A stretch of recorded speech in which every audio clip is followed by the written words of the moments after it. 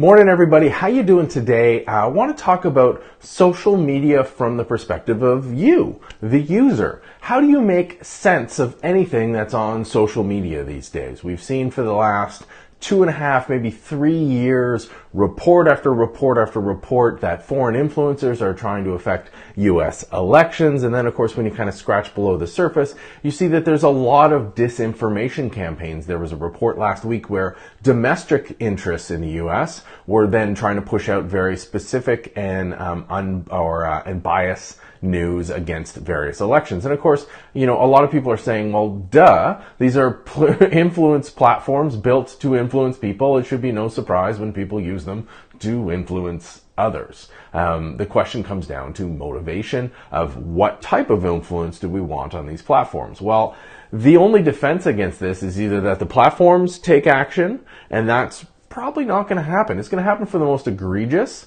cases. So we saw that in the case of foreign influence in U.S. domestic elections because there's a law against that. But U.S. interests pushing and interfering, big quotes around interfering or influencing U.S. elections, there's no law strictly against that. There's a lot of gray.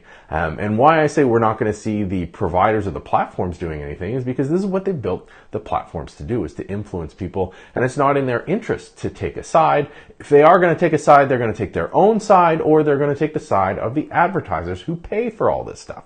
So there's a lot of complexities there, but there are some nice upside, maybe, let's say upside. We saw today, there's 3 reports that I wanted to call out. Facebook announced that they've completed another stage of the investigation into the breach that affected 30 million users and their login tokens through that multiple vulnerability exploit. And they say that it doesn't appear that national or nation-state interests were involved. It appears very much that it was like spam marketers who wanted to manipulate the system. I'm not super surprised, given the type of attack. It wasn't very useful for nation states. They could do some social harvesting and things like that, but on platforms, they're far more likely to influence through fake news and having it snowball into organic at that point. So not a surprise there, but good that Facebook's being transparent about that and letting us know what they found as they continue along in their investigation. The other 2 pieces of news that popped up on my radar this morning are related to Twitter. Now, Twitter released data and a cache of tweets from about 3,800 accounts that they had previously taken down that were associated with Russian-related interests and Iranian-related interests that they say were involved in activities around the election and things like that. So it's great that they've released those tweets so that people can see what they look like, especially from the researcher side, both academic and industry, to help educate people to say, hey, this is the patterns we're seeing. But more importantly, and this is absolutely probably the most important thing I've seen from Twitter in a long time, is that they are now going to be changing what appears in the timeline. If a tweet was taken down for violating Twitter's rules, you're going to see a placeholder for that tweet. So no longer will you get that tweet not found. You'll get a generic tweet from Twitter at that ID that says, this tweet was removed for a violation of our rules or policy, and a link to that policy. If you report a tweet, you'll see a placeholder again that says you reported this tweet. So you still see it in your timeline, but you don't see the content of the tweet. You don't see who it was from. You just see that placeholder.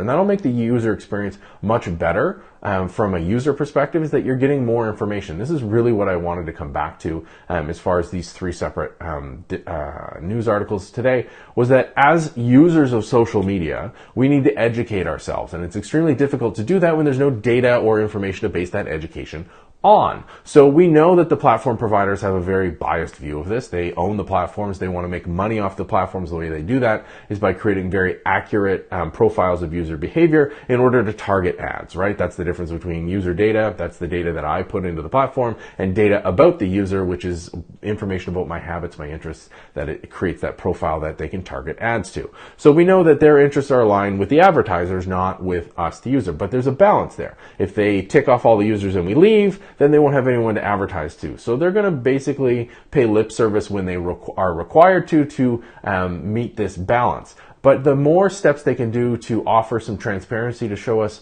the extreme edges of this thing, so Twitter releasing the cache of tweets that they had already pulled down, having placeholder tweets to let us know things have been pulled down, and Facebook, continuing to update us on this investigation. These are all great steps. We need more, but these are great steps because we as users can then look at that and say, well, wait a minute, there was something here. So if you're looking at somebody's profile on Twitter and you see a bunch of removals, but the account's still active, well, you should trust that account less because they've been significantly penalized under Twitter's rules, and we know that takes a heck of a lot to get Twitter to get out of bed and to block an account or to start taking action against the account. So that's information that we can use. Same with Facebook telling us that, this was a spammer operation. We need more data there, but the more they tell us, the more we can educate ourselves so that when we're consuming information on these networks, and don't get me wrong, there's a huge amount of upside to social networks. I'm talking to you over social media right now, but we need an ability and we need more tools as users to make informed decisions about what we're reading, what we're viewing, what we're listening to. Is it from a legitimate source? Is it from a source that you should trust completely, trust somewhat, never trust anyone completely? But, what level of authenticity, what level of credibility should we assign to the content that we're consuming instead of just consuming it blindly? And the way we do that is by educating ourselves. The more information we get, the better we can educate ourselves, and we can help raise the bar, raise the quality of conversation on these platforms. So, interesting one for you today. I will send out links to all these articles and put them in the comments below. As always, let me know what you think. Talk to me online at MarkNCA on all social networks. For those of you on the vlogs, in the comments down below. And as always, by email, me at markn.ca. How do you verify information on social networks? How do you assign credibility? Is it just instinctual? Are there indicators you look for? Share your tips and tricks. Because I think this is a great topic. I think this is going to be a continuing topic. And I absolutely hope and honestly, earnestly hope that we see a lot more from the social media platforms on giving us the tools to make these evaluations ourselves. Right now, they're trying to add a whole bunch of content moderators and stuff to make the decisions themselves. Why not just give us tools and indicators so that we can evaluate the content, and then they can, leave it to be more neutral. I know that doesn't align with their business model, but still, one can hope. I hope you have a fantastic day. I will talk to you online, and I'll see you on the show tomorrow.